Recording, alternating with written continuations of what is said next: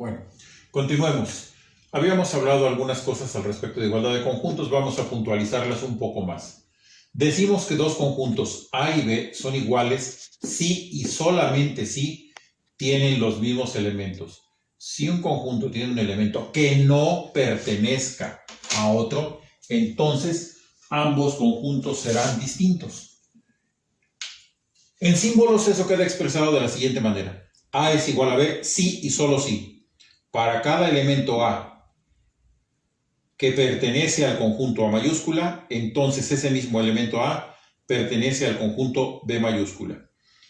Y para cada elemento B que pertenece al conjunto B mayúscula, también debe cumplirse que B pertenezca al conjunto A mayúscula. Aquí tenemos que analizar la relación de pertenencia de todos los elementos de los conjuntos para poder establecer eso. Recuerden que este símbolo significa pertenece y atravesado con una diagonal significa no pertenece. Pongamos un ejemplo. A es 2, 4, 6, 8. B es igual 4, 2, 8, 6. Si analizamos elemento por elemento, vamos a ver lo siguiente. 2 le pertenece a A. 2 también le pertenece a B. Correcto. 4 le pertenece a A. Entonces 4 le pertenece a B. También correcto.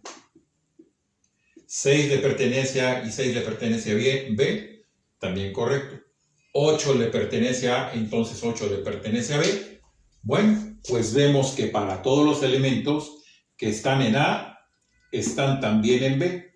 Por lo tanto, podemos afirmar que el conjunto A es igual al conjunto B. Pongamos otro ejemplo. Están expresados por comprensión. El conjunto de las x tales que x cuadrado menos 3x más 2 es igual a 0. Y el conjunto de las x tales que x es mayor que 0 y menor que 3. En donde x es un elemento del conjunto de los números naturales. A reserva de explicarlo más adelante y con más detalle, los números naturales se definen como aquellos que nos sirven para contar. Es decir, 1, 2, 3, 4 puntos suspensivos, todos los que usamos para contar. Nota, no está incluido el 0. El 0 se considera un número entero. Bueno, volviendo a nuestro ejemplo, veamos. Primero tengo que ver quién es el conjunto C. Lo resuelvo, es una ecuación de segundo grado. La factorizo, separo los factores y obtengo las dos soluciones. Es decir, este conjunto C, que es la solución de esta ecuación, son los valores 1 y 2 que pertenecen a este conjunto. Por lo tanto, el conjunto C es 1,2. El conjunto de los naturales mayores que 0 y menores que 3, pues no se incluye el 0 ni el 3, porque me están diciendo que es mayor que 0 y menor que 3. Entonces solamente es el 1 y el 2.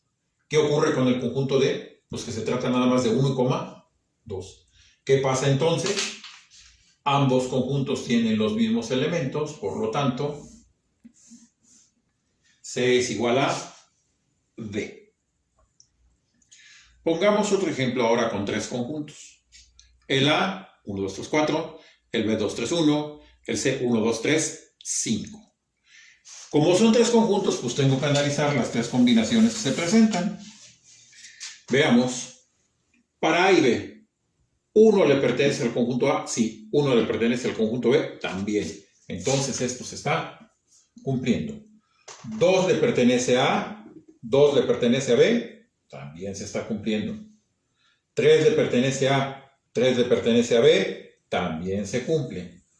4 le pertenece a A, sí. 4 no le pertenece a B, entonces aquí no se cumple. Por lo tanto, A y B son diferentes. El 4 aparece en el conjunto A, pero no aparece en el conjunto B.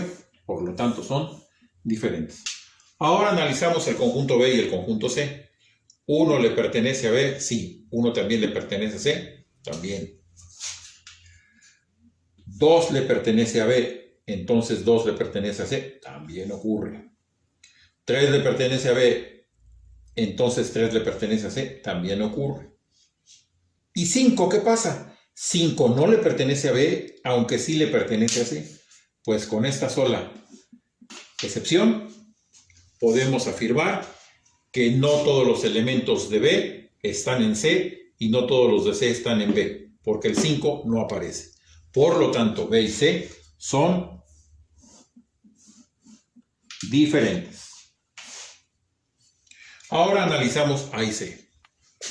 1 le pertenece a A, sí. 1 le pertenece a C, también. 2 le pertenece a A, sí. 2 le pertenece a C, también. 3 le pertenece a A, sí. 3 le pertenece a C, también. 4 le pertenece a A, sí. 4 le pertenece a C, no. Ahí no se cumple. No le pertenece. 5 no le pertenece a A, pero sí le pertenece a C, tampoco se cumple. Ahora no es 1, son 2, por lo tanto, A es diferente de C. En conclusión, ¿qué tenemos? Que los tres conjuntos son diferentes entre sí. Véanlo, simplemente de verlo, este tiene 4, este tiene 5 y este no tiene ningún otro elemento. Por lo tanto, los tres conjuntos son distintos entre sí. Bueno, pasemos a otro concepto, el concepto de subconjuntos. Entre dos o más conjuntos existe lo que se llama la relación de inclusión, la cual permite determinar cuándo un conjunto es subconjunto de otro conjunto. Hay que aclarar que la relación de inclusión se refiere a conjuntos y la relación de pertenencia, que fue de lo primero que vimos, le pertenece a los elementos, es decir, este es elemento por elemento, tal como hicimos aquí, acá y acá. Y la relación de inclusión se refiere a conjuntos. La definición es la siguiente. Dados dos conjuntos A y B cualesquiera, se dice que A es subconjunto de B si cada elemento del conjunto A es también un elemento del conjunto B. En símbolos lo representamos de esta manera, con un símbolo similar a una C. Significa que A es subconjunto de B. Para ello debe de ocurrir que si A es elemento de A, entonces A también debe ser elemento de B. Veamos algunos ejemplos en el siguiente. Por ejemplo, tengo C, que es 1, 3,5, y D, que es desde el 5 al 1. Analicemos. 1 le pertenece a C, sí. ¿También 1 le pertenece a C? Sí. Por lo tanto, aquí se cumple. 3 le pertenece a C, sí. 3 le pertenece a D, también se cumple. 5 le pertenece a C, sí. 5 le pertenece a D, también se cumple. Como en estos tres elementos esto se está cumpliendo, podemos afirmar que C es un subconjunto propio de D. ¿Sí? Vamos a aclarar. C, subconjunto propio de D, quiere decir que todos los elementos de C están contenidos o están incluidos dentro de D. Podemos analizarlo al revés. 5 le pertenece a D, entonces 5 le pertenece a C. Bueno, se cumple. 4 le pertenece a D, entonces 4 le pertenece a C. No se cumple.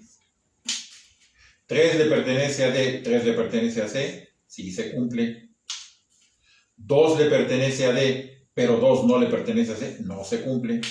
Y finalmente 1 le pertenece tanto a C como a D y sí se cumple. ¿Qué vemos aquí? Que entonces los elementos de D no todos están en C. Por lo tanto, D no es subconjunto de C. Claramente se ve que todos los de C están dentro de D, pero no todos los de D están dentro de C. Bueno, por medio de esta definición de inclusión, también es posible analizar, es decir, es otro criterio para saber si dos conjuntos son iguales o no. Decimos que dos conjuntos son iguales si se cumple que A sea subconjunto de B y al mismo tiempo B sea subconjunto de A. Pongamos un ejemplo. E es 2, 4, 6, F es 6, 2, 4. Analizamos los de E con respecto a F, vemos que todo se cumple aquí. Analizamos los de F con respecto a los de E. Vemos que también todo se cumple acá. Por lo tanto, E es subconjunto de F y F es subconjunto de E. Pero ojo, E es subconjunto impropio de F y F es subconjunto impropio de E. ¿Qué significa eso? Que cuando analizamos una relación de inclusión y los dos conjuntos son iguales, entonces este es subconjunto de este, pero es un subconjunto impropio porque todos sus elementos de E están dentro de F. De la misma manera, como todos los elementos de F están dentro de E y son iguales, entonces F también es subconjunto impropio de E. Como ambas cosas se cumplen, los dos conjuntos son iguales. Pero aclaro, al ser iguales, E es subconjunto impropio de F y F es subconjunto impropio de E. Diferenciar de aquí, donde C es un subconjunto propio de D, porque todos sus elementos están dentro de este y ambos conjuntos son diferentes. En cambio acá, ambos conjuntos son iguales. Bueno, hay que hacer notar esto que es de particular importancia. El conjunto vacío, es decir, aquel que no tiene elementos, siempre se considera subconjunto de cualquier otro conjunto. Pasemos a otro punto. Conjuntos comparables. Se dice que dos conjuntos son comparables si ocurre que A es subconjunto de B o B es subconjunto de A. Es decir, si uno de ellos es subconjunto del otro. Análogamente decimos que dos conjuntos no son comparables si ocurre que uno no es subconjunto del otro y el otro no es subconjunto del primero. Esto significa que hay por lo menos un elemento de uno de los conjuntos que no está en el otro. Es decir, un elemento de A que no está en B, o al revés, un elemento de B que no está en A. Veamos esto. Tengo G y tengo H. G es A y B, H es ABC. G es subconjunto propio de H. Entonces, G y H son conjuntos comparables porque existe entre ellos una relación de inclusión, es decir, uno es subconjunto del otro. Por lo tanto, aquí G y H son comparables, aunque H no sea subconjunto de G. Bueno, otro ejemplo, tenemos I formado por A y B y J formado por B, C y D. I no es subconjunto de J, porque si vemos, la A no está incluida en J. J no es subconjunto de I. ¿Por qué? Porque la D no está incluida en el conjunto I, tal como estamos viendo aquí. Entonces, I y J no son comparables, es decir, uno no está dentro del otro y el otro no está dentro del primero. Cuando esto pasa, se dice que los conjuntos no son comparables. Es decir, para que haya comparabilidad de conjuntos, tiene que haber una relación de inclusión. Si no la hay, los conjuntos no son comparables. Otro concepto es el concepto de conjuntos ajenos o disjuntos. Dos conjuntos son ajenos o disjuntos cuando no tienen ningún elemento en común. Pongamos el siguiente ejemplo que aparece en el otro pizarrón. Bueno, entonces tenemos los conjuntos K y L. Analizamos. Uno le pertenece a K, pero uno no le pertenece a L. Entonces aquí no se cumple. 3 le pertenece a K, pero 3 no le pertenece a L. No se cumple. 7 le pertenece a K, entonces 7 le pertenece a L. No se cumple. 8 le pertenece a K, entonces 8 le pertenece a L. No se cumple. Seguimos. 2 le pertenece a K, no, pero sí le pertenece a L. Tampoco se cumple que simultáneamente esté ocurriendo eso. Lo mismo aquí, lo mismo acá, lo mismo acá. Como ven ustedes, en ninguno de los elementos existe el hecho de que uno esté dentro del otro conjunto. Son completamente ajenos, es decir, son diferentes. Por lo tanto, ni K es subconjunto de L y tampoco L es subconjunto de K. Cuando esto ocurre, decimos que los conjuntos son ajenos o disjuntos. Pongamos otro ejemplo. M, el conjunto de las x tales que x es par, vuelvo a ponerlo por comprensión. N es el conjunto de las x tales que x es impar. Claramente vemos que no hay ningún elemento en común, porque no hay un número que al mismo tiempo sea par e impar. Por lo tanto, M no es subconjunto de N, y N tampoco es subconjunto de M. Y los dos son conjuntos ajenos.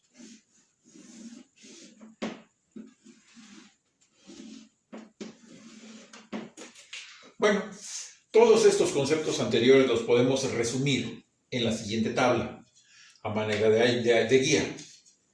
Si A es subconjunto de B y B no es subconjunto de A, entonces significa que A es subconjunto propio de B. Si B es subconjunto de A y A no es subconjunto de B, eso significa que B es un subconjunto propio de A. Seguimos. Si A es subconjunto de B y también B es subconjunto de A, entonces los dos conjuntos son iguales. Si A no es subconjunto de B, B no es subconjunto de A y no hay elementos en común, entonces los conjuntos son ajenos.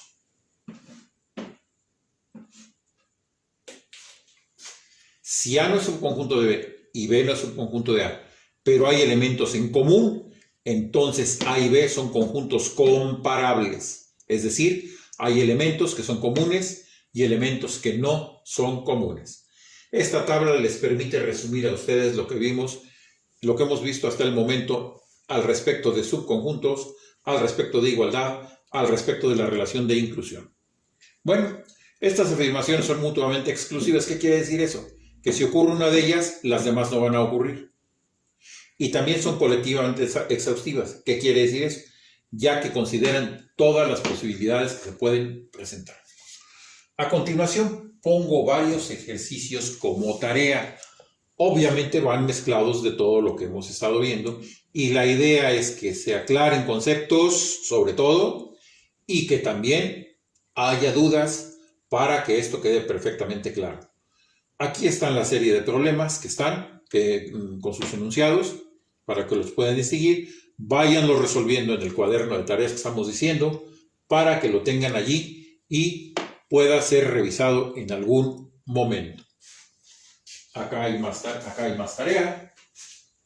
Acá también tenemos algunas otras proposiciones que tienen que tratar de aclararles a ustedes pues todo lo que hemos estado viendo. Fíjense bien que hay cosas que hay que entender bien.